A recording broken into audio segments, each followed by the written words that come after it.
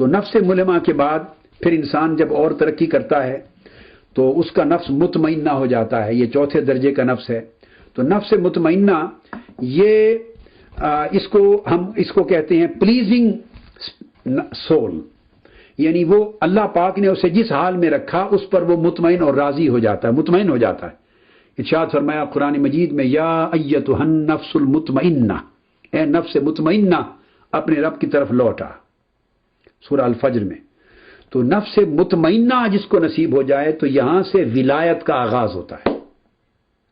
نفس ملہمہ میں صالحیت کا آغاز ہو گیا تھا، تو صالحین گویا ادنا درجے کے اولیاء میں شامل ہو جاتے ہیں، وہ اولیاء کی جماعت کے ساتھ ہو جاتے ہیں، اور خود ولایت اٹ سیلف، نفس مطمئنہ جو اولیاء ہیں اور ولی اللہ ہے وہ صاحب نفس مطمئنہ ہوتا ہے۔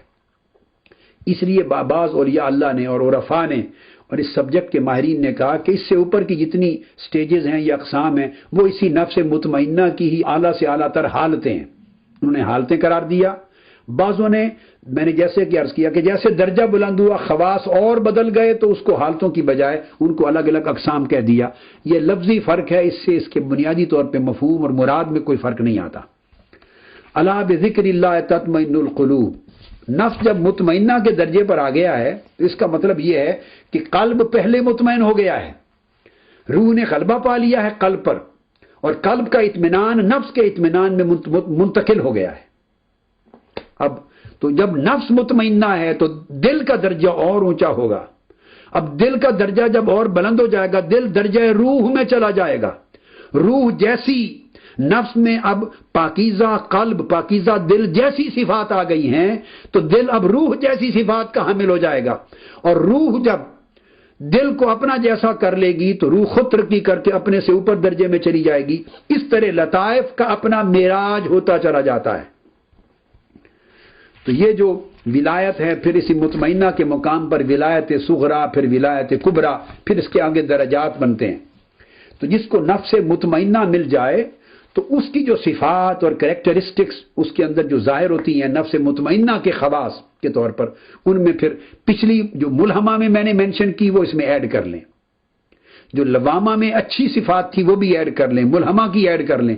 اب مطمئنہ میں مزید اس کی اپنی جو صفتیں ہیں ان میں عفو و درگزر ہے، دشمن کو معاف کر دینا، کسی نے گالی دی، ظلم کیا، زیادتی کی، ذاتی طور پہ معاف کر دینا، عفو و درگزر، بخشش اور عطا۔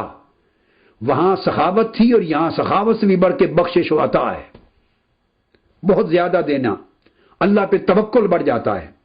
طبیعت میں حلم اور بردباری، وہاں برداشت تھی مگر یہ انسان حلیم الطبع ہو جاتا، بردباری بہت بڑھ جاتی۔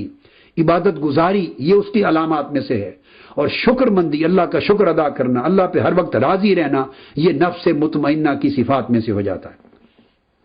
اب جسے نفس مطمئنہ کا درجہ مل جائے اس کو جو کثرت کے ساتھ خواب آتے ہیں اب وہ ریئلسٹک ہوتے چلے جاتے ہیں۔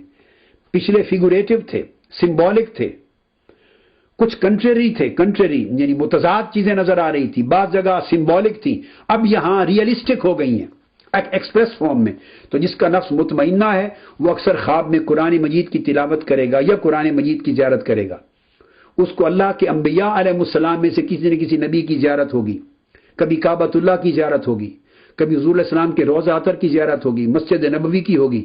مگر یہ یاد رکھ لیں ایک آدھ بار کسی چیز کی زیارت کبھی ہو گئی یہ تو ہر ایک کو ہوتی رہتی، یہ پورا سیٹ ہے، کثرت کے ساتھ ریپیٹڈلی زیارت ہونا یہ علامت ہے اس نفس کی۔ ورنہ چونکہ ہر شخص مومن ہے، مسلمان ہے، ایمان تو ہے، تو جیسے جگنو کبھی نہ کبھی اپنی روشنی دکھاتا ہے تو سبب ایمان اگر نفس امارہ بھی تھا تو تب بھی کبھی نہ کبھی ایمان کی برکت سے انسان اچھا خواب دیکھ لیتا ہے، یہ بات ذہن میں رکھ لیں۔ گنہگار شخص کا مطلب یہ نہیں کہ اچھا خواب کبھی زندگی میں دیکھے گا ہی نہیں، یا کوئی نیک زیارت ہی نہیں ہوگی، قطعی طور پہ یہ معنی نہیں، اسے بھی ہو سکتی ہے ایکسیپشنلی، مگر یہاں عادت ہو جاتی ہے۔ تو مدینہ طیبہ کی زیارت ہو، بیت المقدس کی زیارت ہو، یہ نفس مطمئنہ کی علامتیں ہیں۔ اس طرح اگر بادشاہ کوئی دیکھے، کسی قاضی اور جج کو دیکھے، کسی بڑے عالم کو دیکھے، مشائخ کو دیکھے اور بزرگوں کی زیارت کرے، نفس مطمئنہ کی علامتوں میں سے ہے۔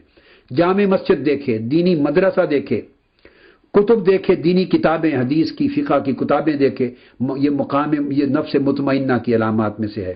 مبارک مقدس مقامات کی زیارت کرے، اس طرح تیر دیکھے، کمان دیکھے، تلوار دیکھے، خنجر دیکھے، بندوق دیکھے، یہ بھی نفس مطمئنہ میں سے ہے۔ آپ کہیں گے کہ یہ سخت چیزیں کیوں آ گئیں؟ اور اللہ کے دین کے لیے اپنی قربانی کی علامت ہے، یہ اس وجہ سے آتی ہیں۔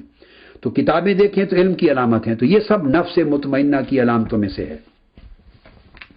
اسی طرح